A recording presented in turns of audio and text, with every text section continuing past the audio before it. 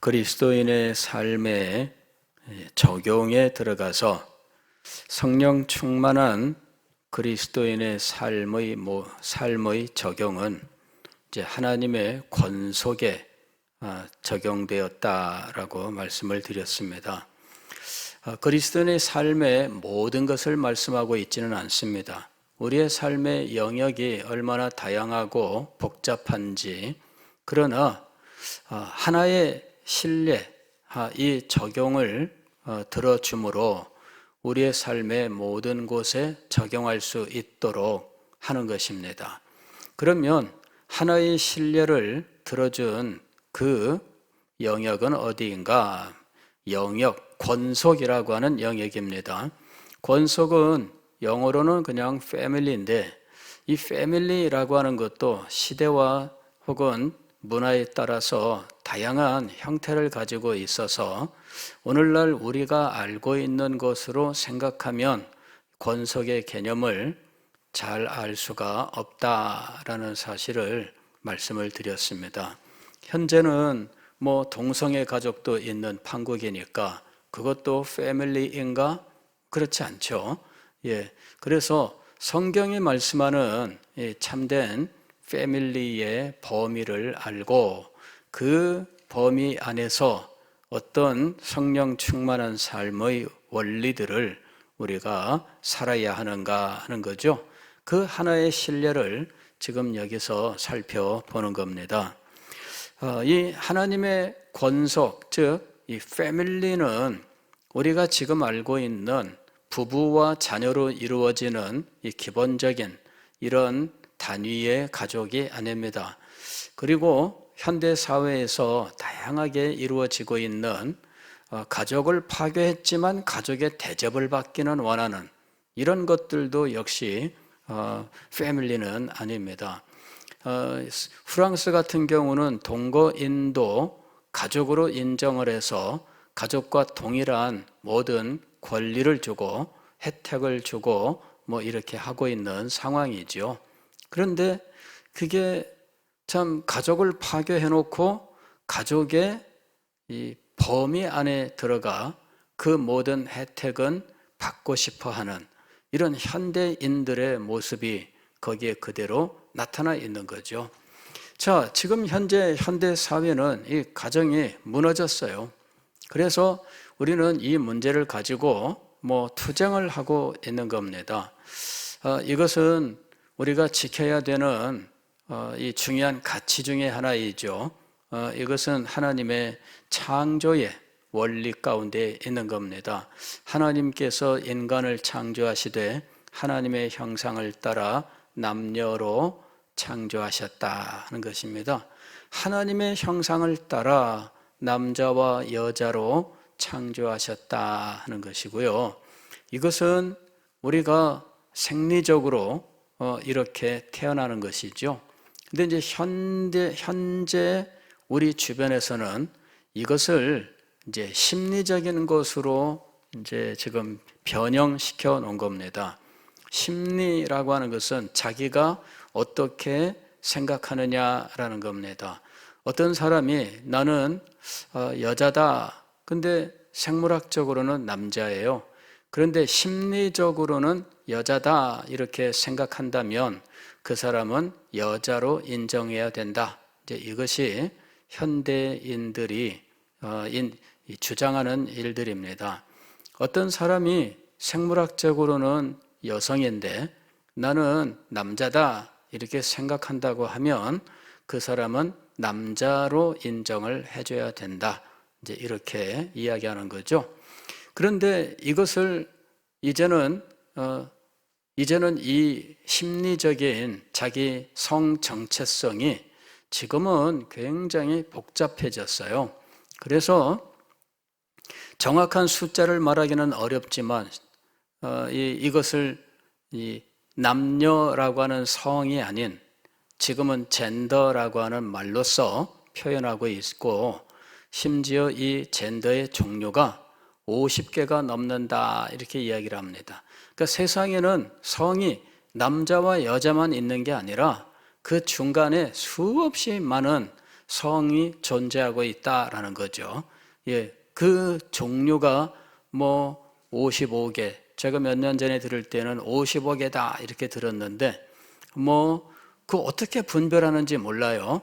그러니까 이게 마치 자기를 이 게임 어떤 캐릭터처럼 이렇게 만들어가는 시대. 이게 이제 우리 시대예요. 그러면서 이런 다양한 성 정체성을 인정을 하고 이 모든 성 정체성은 심리적인 것으로 다 인정을 합니다. 그 심리 이것을 인간의 양심으로 인정을 하고 이 모든 것들은 양심의 문제라고 이야기하는 거죠. 예, 그래서 양심은 절대적으로 보호해야 된다라는 겁니다. 예, 결국은 이런 다양한 성들, 즉 젠더가 이제는 가정을 이루고 싶어 하는 거예요. 이 사람들이 굉장히 다양한 소위 말하면은 참 이런 자리에서 말씀드리기는 참 난감한 이런 부분들이 참 많습니다만은 우리는 부부간의 남자 여성, 남성 여성으로서 부부간의 성 이것 이제 부부 관계 이제 이것만을 우리는 알고 있었는데 지금 시대는 수없이 많은 이런 일들이 벌어지고 있다는 겁니다. 그리고 그런 것들을 다 인정해 달라라고 하는 상황이고 이런 것들을 이제 사회에 과시하기 위해서 이 사람들이 행하는 것이 이 행진, 축제 이런 것들이에요.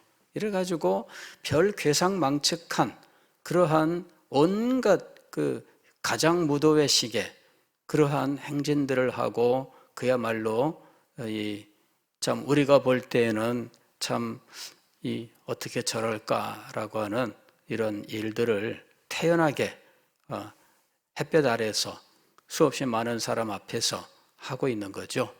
그래서 우리는 이런 것들이 인간의 심리에 근거를 둔 성정체성 이것을 우리는 인정하지 않습니다. 이것은 심리에 근거하고 있는 건데 인간의 마음만큼 변덕스러운 것이 없어요. 그래서 성전체성이란 수없이 변동을 거치게 되어 있는 겁니다. 예, 그래서 이것만큼 변덕스러운 것이 없고 이것만큼 자기의 쾌락을 즐기기 위한 이런 목적을 그대로 반영하고 있는 것도 없다라는 겁니다.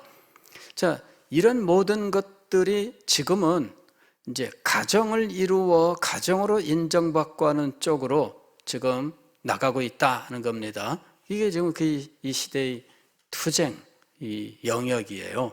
그리고 우리가 지금 이런 것들과 이제 싸우고 있는 상황인 것입니다. 참 심각한 거죠.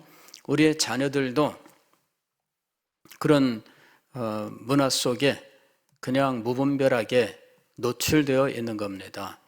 제가 아는 어느 목사님이 그 청소년 딸이 있었는데 이 딸이 이제 이런 그 일들을 페이스북이나 인스타그램이나 이런 데 올리니까 그냥 좋아요 이렇게 눌렀어요.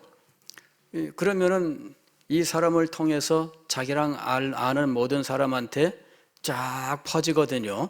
예. 그래가지고 이제 저도 알게 된 거예요.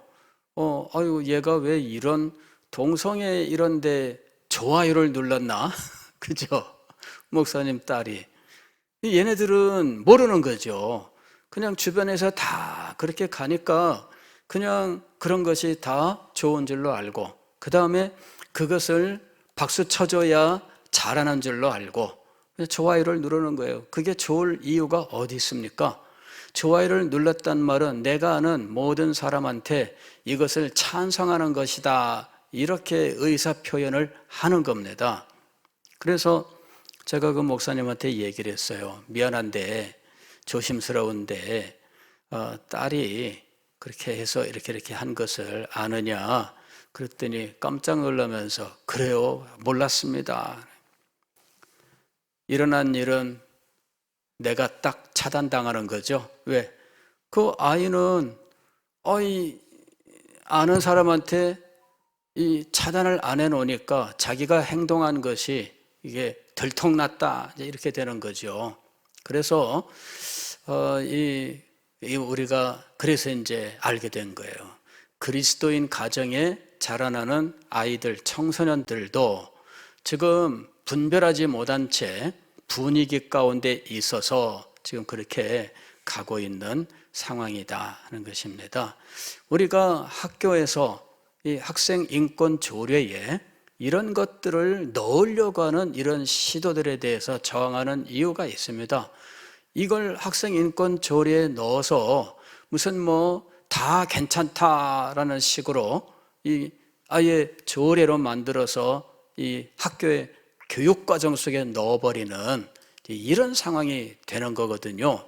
우리가 교육과정에 넣는 이런 일들을 용납할 수 있습니까? 교육이라고 하면은 우리들도 교육의 한계를 부모들도 분명히 같이 참여해야 되는 영역인데 일방적으로 이게 조례로 만들어서 거기다가 집어넣어버리고 그래 아이들한테 교과서를 통해서 그거를 버젓이 가르친다고 하면 우리가 그것을 용납할 수 있습니까? 지금 우리가 살고 있는 이 시대는 이런 전쟁터와 같은 상황이다 하는 거죠. 그래서 우리는 이거를 잘 알아야 돼요.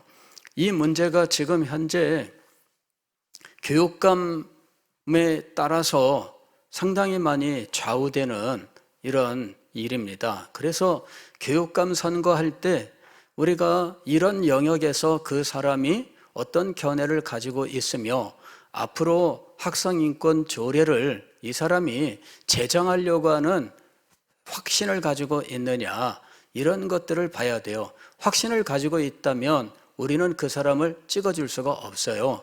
그 사람이 일을 잘합니다. 아니에요. 일 잘한다고 해도 교육감이 되려고 하는 사람들은 기본적인 수준이 비슷해요. 무슨 더 뛰어나가지고 이 사람은 아무것도 못하는데 이 사람만 유독 잘한다 그런 일은 일어나지 않아요. 비슷비슷합니다. 정책을 시행하는 것밖에는 없어요. 그래서 행정 능력은 이 사람이 남보다 탁월하게 가질 이유가 없습니다. 그래서 우리가 누구를 선택한다 그럴 때는 그 정책을 봐야 돼요. 그래서 이런 학생 인권 조례 같은 것을 추진할 마음을 갖고 있느냐? 그러면 우리는 그런 사람은 찍을 수가 없는 거예요. 이러한 원리들을 우리가 분명히 알아야 됩니다. 누구를 찍어라 말아라 이런 진영 논리를 말씀하는 게 아니에요. 그리스도인으로서 정책을 보고 우리들의 신앙을 해치는 일들 또 우리들의 자녀들을 건전하게 키워야 되는 교육 현장에서 이러한 일들을 조장하는 이러한 상황이 된다면 우리는 용납할 수 없는 거예요. 그래서 이런 부분은 우리들이 잘 살펴야 된다 하는 겁니다. 그러니까 무조건 진영 논리에 따라서 나는 어느 편이니 누구를 찍는다 그러면 안 됩니다. 이 교육감 선거는 분명히 학생 교육 정책에 직접적인 영향을 미치고 있어요. 그래서 여러분 진영 논리에 빠지면 안 됩니다. 정책을 보세요. 그리고 이 가치가 실현될 수 있느냐 없느냐 이런 것들을 1번으로 봐야 된다. 1번으로 봐야 된다. 그 사람이 교육감으로 일을 얼마나 잘할 수 있나? 그런 능력은 여러분 구별할 수가 없어요. 그런 능력은 차이도 별로 없습니다. 교육계에 지금 돈이 넘쳐나고 있어요. 그냥 돈 쓰는 일만 잘하면 되는 상황입니다. 근데 나오는 정책이라는 게 뻔합니다. 학교에 아이들한테 노트북 나눠준다, 태블릿 나눠준다, 할 수 있는 일이 뻔해요, 지금. 정신세계를 바르게 만들어줘야 되는 이런 쪽으로 지금 이 정신세계를 정말 아름답게 키워주는 이런 쪽으로의 교육정책, 이런 쪽으로 지금 노력하는 이러한 일들이 저는 굉장히 회의적이에요. 다 정치에 너무 물들어 있어요. 왜 교육하는 사람들이 정치에 물들어서 자기 파 사람들을 애들 때부터 만들려고 하느냐. 이런 것은 저는 정말 이거는 안 된다고 봅니다. 교육감들은 정치에 빠지면 안 돼요. 여가 어디 있고 야가 어디 있습니까? 학생들을 자기 정치를 따르는 이러한 어떤 미래 세대로 만들려고 하는 그러한 생각으로 끌고 가는, 저는 이런 모습들은 이 나라가 지금 현재의 정치 혼란을 다음 세대까지로 끌고 가는 일이다, 이렇게 봅니다. 우리나라가 그러면은 소망이 없어요.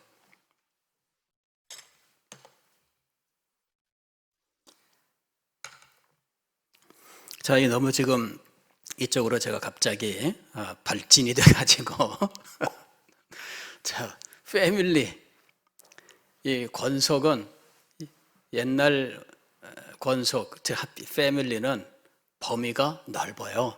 범위가 넓어요. 그래서 오늘 우리가 보는 이 에베소서 5장, 6장에 이 패밀리의 범위가 어디까지로 나오느냐 하면은 부부, 그 다음에 자녀, 그리고 종과 상전까지, 이렇게 이게 패밀리예요. 우리나라도 과거에는 그랬습니다. 우리나라는 어느 시골에서 어떤 분이 서울에 올라와서 이제 공부를 하고 그 다음에 성공을 해요.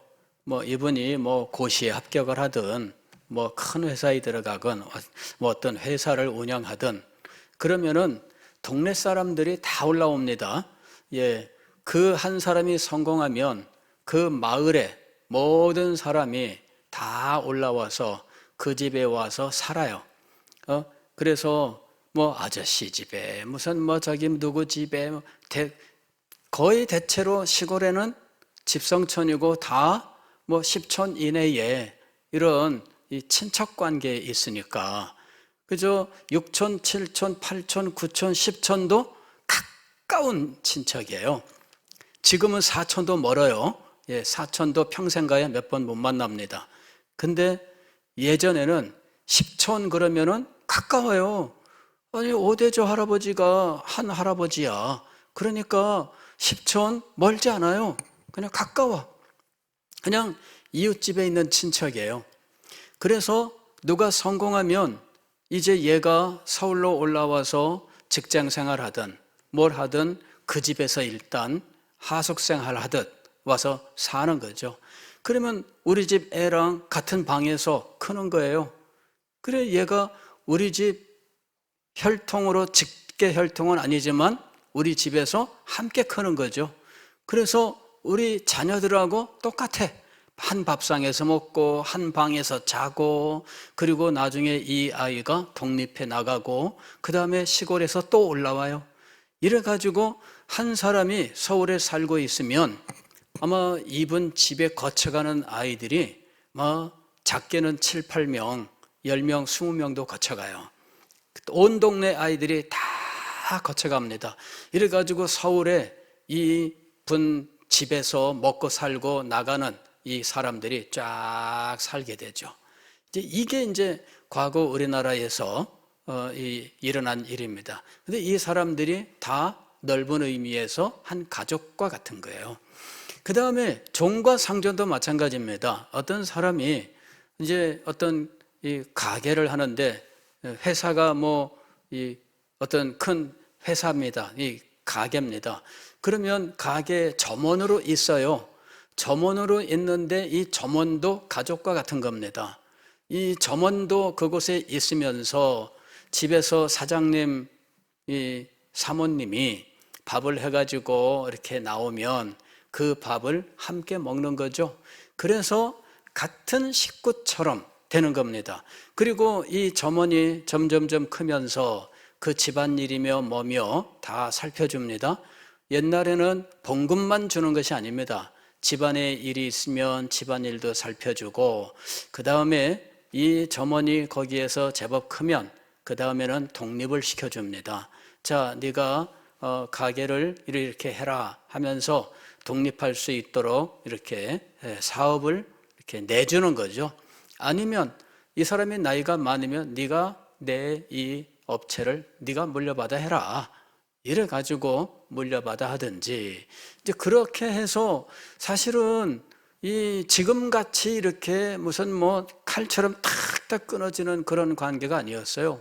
예전에는 다 식구와 같은 관계였습니다. 우리나라도 60년대, 70년대까지는 그런 일들이 있었다 하는 겁니다. 한 사람이 자기 집에서, 자기 회사 에서 혹은 이 가게에서 오랜 세월 같이 있었다. 그러면은 사장님은 걱정합니다. 저 녀석 독립을 시켜줘야 되는데 이거 늘 걱정합니다.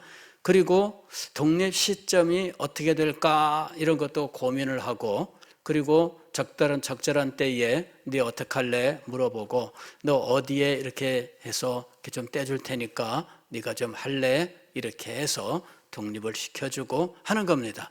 이게 사실은 지금과 같이 계약으로 이루어지는, 그래 철저하게 계약서상으로 모든 관계가 탁탁 끊어지는 이런 시대가 아닙니다. 그래서 같이 함께하는 마치 가족과 같은, 이와 같은 이런 의식으로 사회가 이루어지던 시대가 있었다 하는 겁니다. 우리나라에서 있었던 일입니다. 멀지 않은 과거의 일입니다. 그런데 사실은 그러한 모습이 아주 오래된 모습이에요, 사회에서.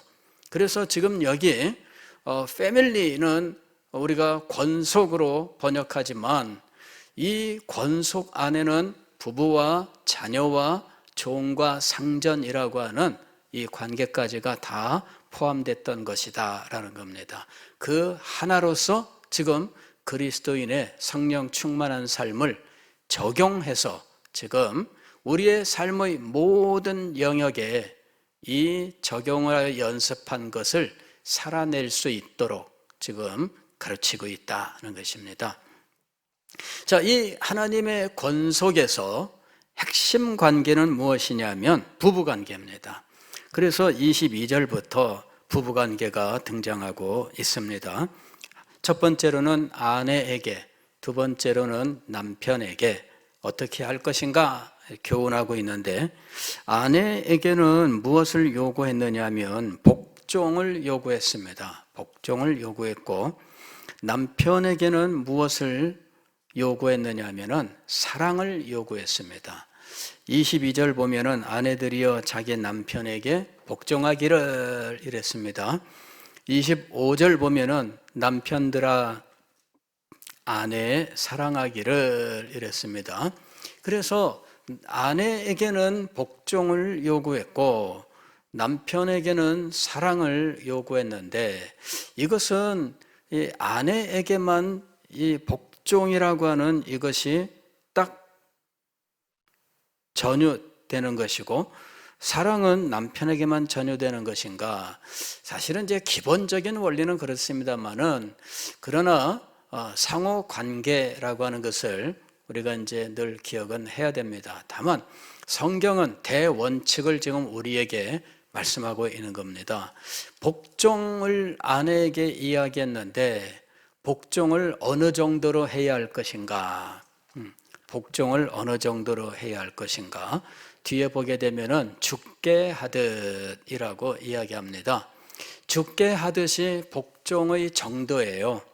그러니까 웬만큼 복종하는 것이 아니라 죽게 하듯 복종하라 이렇게 되어 있습니다. 사랑도 남편이 아내를 사랑해야 되는데, 남편이 아내를 사랑할 때 사랑의 정도가 어느 정도여야 하는가 하면은, 그리스도께서 교회를 사랑하시고 자기를 주심같이, 그것이 사랑의 정도다 이렇게 말씀하고 있습니다. 그러니까 예상외로 아주 굉장한 이 강도로, 정도로 지금 복종과 사랑을 말씀하고 있는 거예요. 아내에게는 주님께 복종하듯 복종하라 이렇게 얘기하고 있어요. 남편에게는 그리스도께서 이 교회를 위하여 자신을 주심같이 아내를 사랑하라 이렇게 요구하는 거예요. 그러니까 남편과 아내에게 요구하는 이 기준은 최상의 최고의 기준을 요구하고 있다라는 것이죠. 왜냐하면 복종에 있어서 죽게 하듯이라고 하는 이 말은 다른 말로 표현하면 절대적인 이렇게 표현할 수 있습니다. 그리스도에게 순종, 복종하는 것은 절대적인 겁니다. 그래서 절대적 순종이라고 하는 것이죠. 여기에는 이의를 제기할 수 없는 거잖아요. 그래서 이 아내가 남편에게 복종하는 정도는 절대적 복종이다. 이렇게 말할 수 있는 겁니다. 그 다음에 남편이 아내를 사랑하는데 그리스도께서 교회를 위하여 자신을 주심같이라고 하는 겁니다. 여기 이 부분은 다른 말로 말씀을 드리면은 생명을 바쳐라는 말이죠. 예, 생명을 바쳐 사랑하라 하는 것입니다. 참 이 성경 말씀을 대하면서 이 양심이 좀 이렇게 말씀드리기가 나는 이 말씀대로 하고 있나? 참 부끄럽게 짝이 없습니다. 그죠? 그러나 성경이 우리에게 제시하고 있는 이 부부 관계에 남편에게 아내에게 요구하는 또 명령하는 이 기준은 이렇게 우리가 감당할 수 없는 최고 수준의 것을 요구하고 있다는 것입니다. 그리고 이런 모든 것들은 성령 충만과 관계되어 있습니다.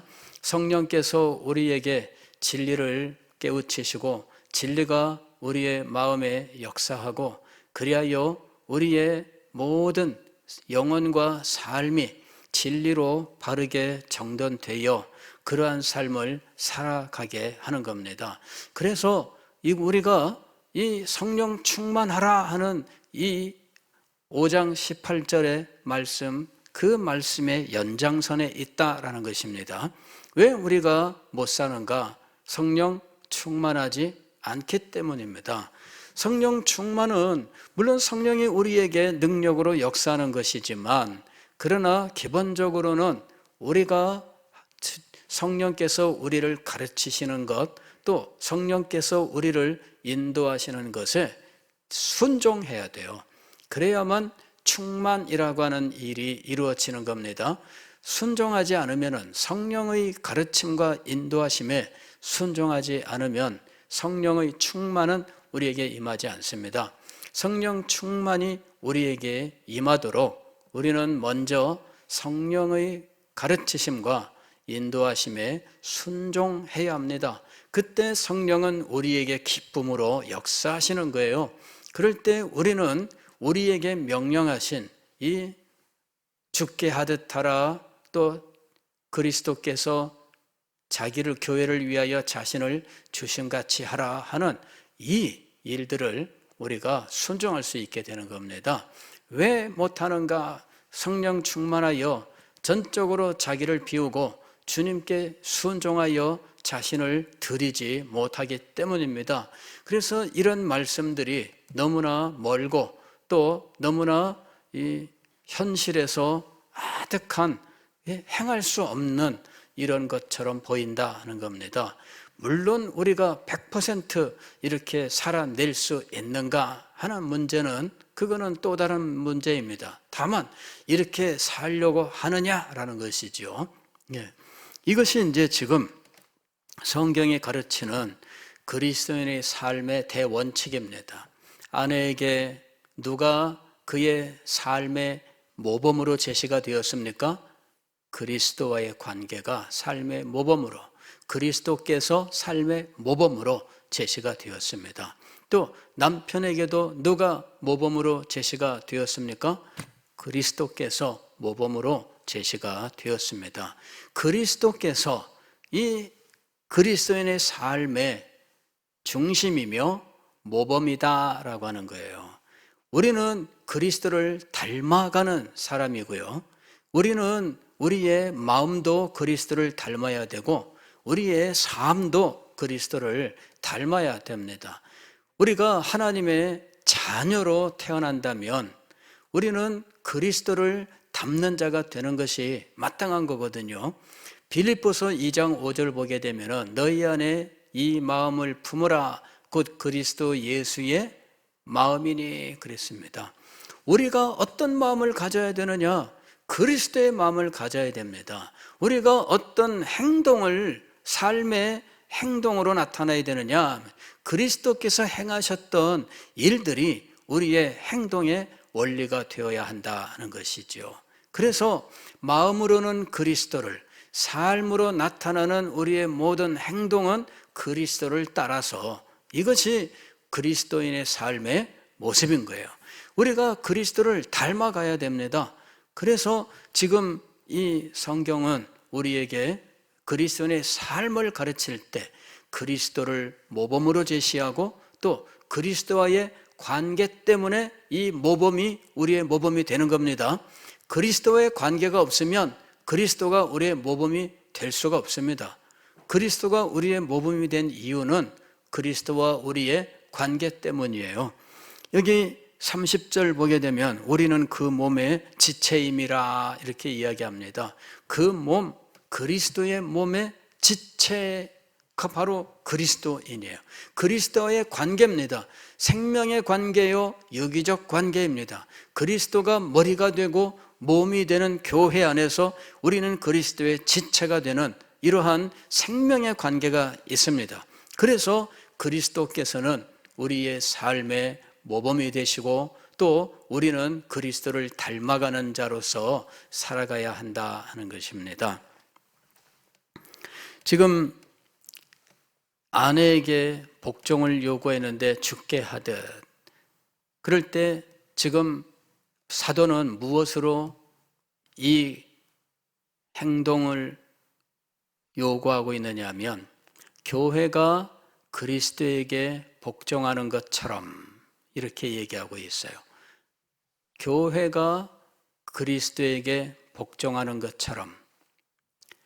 근데 우리가 교회가 그리스도에게 복종하는 것은 그리스도께서 교회의 머리가 되시기 때문이다. 그러면서 아내가 남편에게 복종해야 되는 것은 남편이 아내의 머리 되기 때문이다. 이렇게 이제 서로 교차하면서 이 내용을 말씀하고 있는 것이죠. 남편에게 또 요구합니다. 그리스도와 교회의 관계로서 남편과 아내의 관계를 규정하고 있다는 것입니다. 그리스도와 교회의 관계, 그리스도께서 교회를 위해서 행하신 일들이 있습니다. 자기의 생명을 바쳐 교회를 세우셨습니다. 그리고 이 교회를 어떻게 해 오셨느냐? 26절 보면 이렇게 돼 있죠. 이는 곧 물로 씻어냈습니다. 또 말씀으로 깨끗하게 하사 거룩하게 하시고, 교회를 그리스도께서 이렇게 행하셨다라고 말씀하셔요. 그리하여 자기 앞에 영광스러운 교회로 세우셨다. 계속해서 교회를 정결케 하는 일을 하십니다. 티나 주름 잡힌 것이나 이런 것들이 없이 거룩하고 흠이 없게 하려 하심이라. 지금 사도는 정교하게 날줄과 시줄로 이 교훈을 짜가고 있습니다. 지금 현재 남편과 아내의 관계를 말하는 동안에 교회의 비밀을 거기에다가 이렇게 짜놓고 있어요. 그래서 남편과 아내의 관계를 보면 교회의 비밀을 알 수 있고, 교회의 비밀을 알면 남편과 아내의 관계를 알 수 있도록 이게 지금 이렇게 짜여져 있는 거예요. 결국 뒤에 보게 되면 이렇게 돼 있죠. 32절 보면은 이 비밀이 크도다. 나는 그리스도와 교회에 대하여 말하노라. 그런데 그리스도와 교회에 대하여 말하면서 또 33절 보면 그러나 너희도 각각 자기의 아내 사랑하기를 자신같이 하고 아내도 자기 남편을 존경하라. 그래서 그리스도와 교회에 대해 말하면서 남편과 아내가 이렇게 서로 엮여 있는 겁니다. 그래서 옷감을 만들 때 이 시줄이 있고 날줄이 왔다 갔다 하면서 한 폭의 옷감이 만들어지듯 지금 이 하나님의 권속의 삶이 여기서 지금 짜여져 가고 있는 겁니다. 그리스도와 교회를 생각하면 남편과 아내를 알 수 있다. 또 남편과 아내를 살펴보면 그리스도와 교회의 비밀을 알 수 있다. 이렇게 지금 짜여놓은 겁니다. 그래 여기에 본문을 가지고 우리는 교회가 무엇인지에 대하여도 말할 수 있고 이 교회의 이 비밀을 가지고 남편과 아내의 관계도 말할 수 있습니다. 여기서 우리가 알 수 있는 것은 남편과 아내의 관계는 서로를 위하여 참으로 복된 관계이다라는 것입니다. 복된 관계이다. 두 분이 진정으로 그리스도와의 관계가 바로 서 있어서 또 성령의 가르치심과 인도하심에 전적으로 순종하면서 이 비밀을 간직하고 살아간다면 이것은 너무나 영광스러운 복된 관계가 될 것이다 하는 것을 우리에게 말씀하는 거예요. 남편과 아내는 사실 우리 지금 지상에서 우리가 자연적으로 살아가는 이 삶 속에서는 남편과 아내의 관계가 사실은 하나님께서 세우신 창조의 원리가 무너진 관계입니다. 하나님께서 남편과 아내를 세우셨을 때에 그들을 창조하여 에덴 동산에 두셨을 때에 그때에 하나님께서 아담에게 하와를 데리고 오셔서 둘이 한 몸이 될지니라 라고 말씀하셨을 그때에 하나님께서 그들을 축복하신 일이 있습니다. 그런데 이들이 행위 언약의 열매 선악과를 따먹음으로 그 언약을 파기하여 심판을 받게 되었을 때 그때부터 이미 이 관계가 무너지기 시작을 한 겁니다. 그리고 그 무너짐이 지금까지 계속되고 있는 겁니다. 남편은 아내를 탓하고 아내는 남편을 원망하는 이와 같은 관계가 이 선악과를 따먹은 그때부터 발생하게 되었고 그 관계가 지금까지 계속되고 있습니다. 어떤 분들은 이 창세기 3장을 보면서 거기에서 이미 그때에 이 남편과 아내 사이에 서로 간에 이 주도권 다툼이라고 하는 이런 일들이 있었다 이렇게 이야기를 합니다. 그러니까 남편은 이제 하와에게 하시는 말씀이죠. 여자에게 하시는 말씀이 너는 남편을 사모하며 이렇게 번역을 하고 있는 부분인데 남편은 너는 남편을 사모하며 그 다음에 남편은 너를 다스릴지니라 이렇게 이야기합니다. 저는 학생 시절에 이 성경을 읽으면서 이거는 참 이상하다. 아내가 남편을 사모하면 남편이 아내를 사랑해야지 무슨 다스리느니라 뭐 이렇게 이건 말이 안 맞다. 제가 그때는 뭐 학생 시절이니까 뭐 뭘 많이 알겠어요. 그 아무것도 알지 못하는 이 때에도 이게 이상하다 그렇게 생각을 했습니다. 근데 나중에 이제 신학교에 가서 여러 주석과 자료들을 읽어보면서 이제 이 아내는 남편을 이제 너는 남편을 사모하며라고 할 때 그 우리말 번역이 사실은 뭘로 번역해야 될지 참 애매하기 때문에 그렇게 번역한 것이다 하는 걸 알게 된 거예요. 이 사모하며라는 이 말은 사실은 다른 성경에는 어떤 식으로 되어 있느냐면 하나님께서 가인에게 죄가 엎드려 있느니라, 내 앞에 엎드려 있느니라 하고 할 때 이 엎드려 있느니라가는 이 말과 같은 말이에요.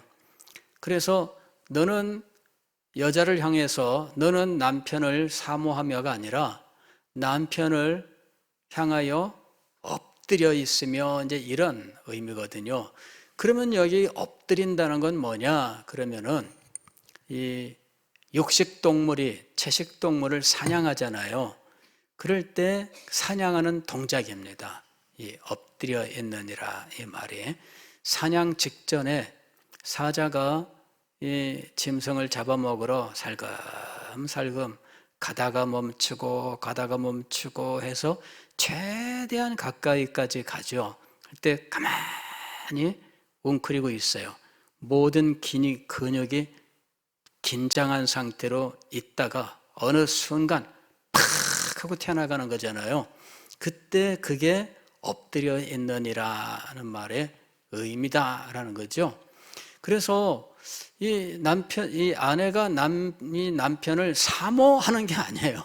잡아먹으려고 이제 이렇게 이제 보는 거죠. 예.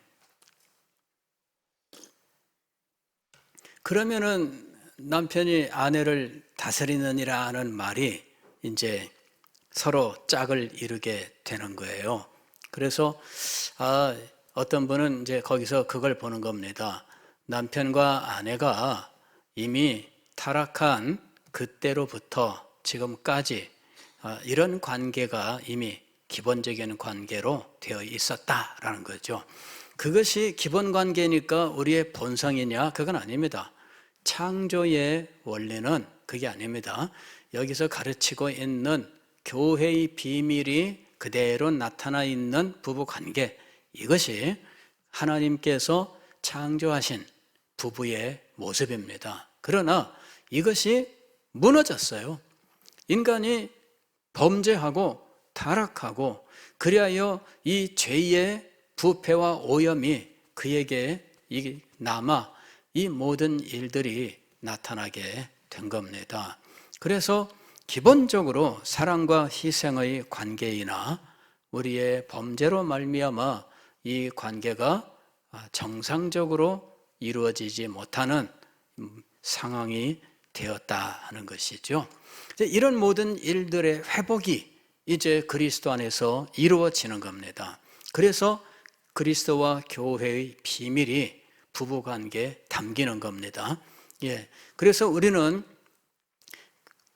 교회와 그리스도의 관계를 볼 때, 이것은 부부관계를 말씀하는 것이다. 또 부부관계를 볼 때, 이것은 그리스도와 교회의 비밀을 담고 있는 것이다. 이렇게 말할 수 있게 된 겁니다. 물론 이것이 어떤 절대적인 어떤 것으로서 어떤 분들은 성경을 해석할 때 부부가 등장하면 무조건 교회 이런 식으로 이게 이제 알레고리 해석이라고 하는 겁니다. 부부는 무조건 교회 뭐 이런 식으로 해석하는 이런 것들이 있습니다.